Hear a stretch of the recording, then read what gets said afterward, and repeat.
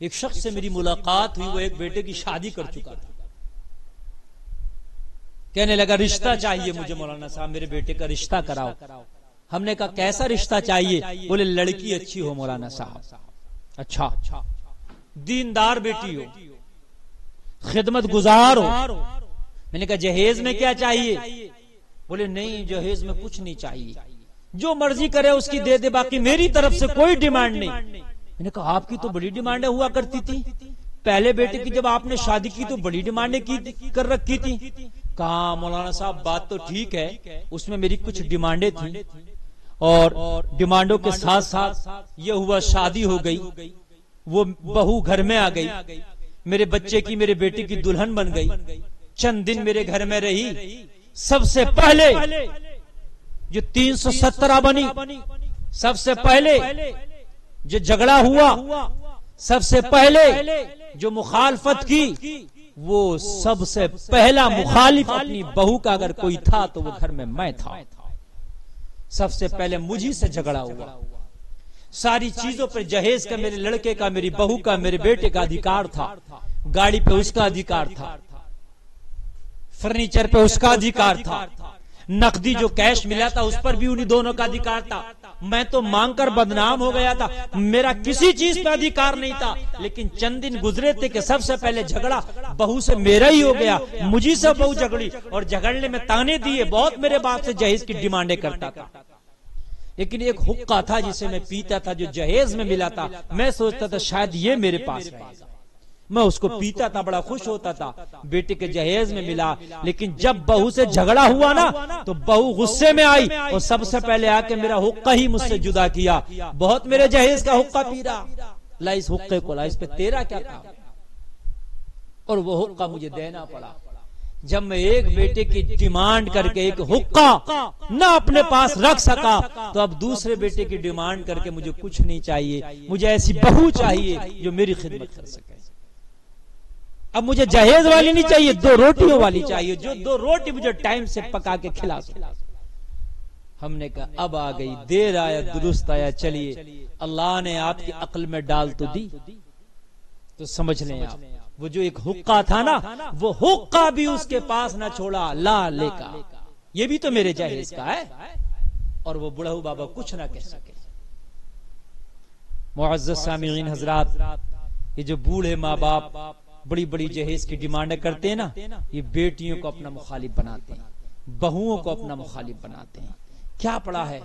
आप डिमांडें न करें अल्लाह के लिए, उनके दिल को खुश रखें। अल्लाह ने चाहा तो वो जिंदगी भर आपके दिलों को खुश रखेंगे। कभी कभी तो ये जहेज जो है ना,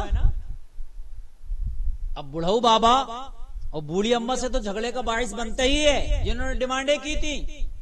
लेकिन कभी कभी मियां बीबी का भी झगड़े का बाइस बन जाता है।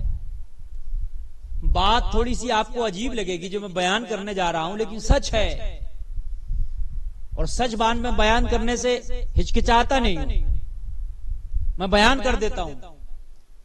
वहां एक पेट्रोल पंप है, तो वहां पर एक शख्स पेट्रोल डलवाने के लिए आया। गाड़ी में नई गाड़ी, नई बीवी और उसका शोहर, वो चला रहे थे। पेट्रोल डलाने के लिए आए, गाड़ी टंकी के पास जाके खड़ा कर दी, जो मशीन होती है जिससे पेट्रोल डलाया जाता है, डीजल जिससे डलाया जाता है। और उसका जो ड्राइवर था, यानी शोहर साहब जो थे, बीवी दूसरी सीट पर बैठी थी और वो ड्राइवर जो चला रहा था ड्राइवर वाली सीट पर। नई शादी, नई गाड़ी, नई शादी हुई थी, गाड़ी मिली थी, शादी में डिमांड करके शादी ली, शादी में गाड़ी ली थी, 5 गाड़ी। और उसके बाद उसका ढक्कन खुला, उसने कहा भाई 200 रुपए का तेल डाल दो या 300 का, 200-300 का तेल उसने बोला, कमी, पैसे कम थे। जब ढक्कन खुला, वो डालने लगा तेल, तो उसकी बीवी ने जो दूसरे साइड पे बैठी थी तेल डालने वाले से कह दिया इसकी टंकी फुल कर दे। अब शौहर साहब खुश हो गए, बीवी को ये कहते सुन लिया कि टंकी फुल का इधर से ऑर्डर आ गया, इन्होंने मना नहीं किया। इन्होंने सोचा हो सकता है बीवी अपने पर्स से निकाल के दे दे। खुश हो गए, मियां भी खामोश कि वाह भाई वाह, गाड़ी तो मिली है मगर बीवी भी ऐसी मिली है कि जो पेट्रोल का भी ख्याल नहीं करना पड़ेगा। गाड़ी तो मिली गई, ससुर साहब ने हमारे गाड़ी तो दे ही दी, मगर बीवी बड़ी अच्छी। हमने 200-300 को कहा तो करिए फुल कर दो। इसका मतलब बीवी बहुत अच्छी है, जो इसके पास पैसा वैसा है ना, शायद अपनी तरफ से देगी, बिल पे करेगी।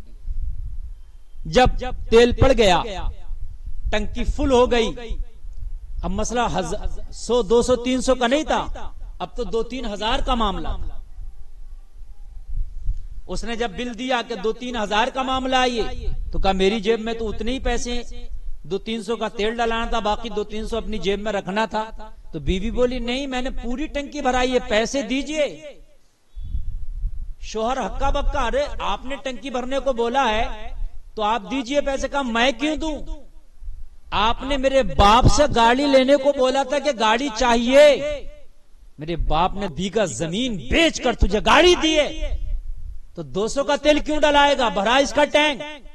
मैंने इसलिए टैंक भराया है, जब मेरा बाप गाड़ी दे सकता है तो तेरा बाप इसका टैंक क्यों नहीं भराएगा? अब अपने बूढ़े बाप से ले पैसा कि जिसने मेरे बाप से डिमांड करके 2 बीघा जमीन बिकवा के ये गाड़ी खरीदवाई थी, जहेज में लिए। अब तो तमाशा, पेट्रोल पंप वाला हंसे,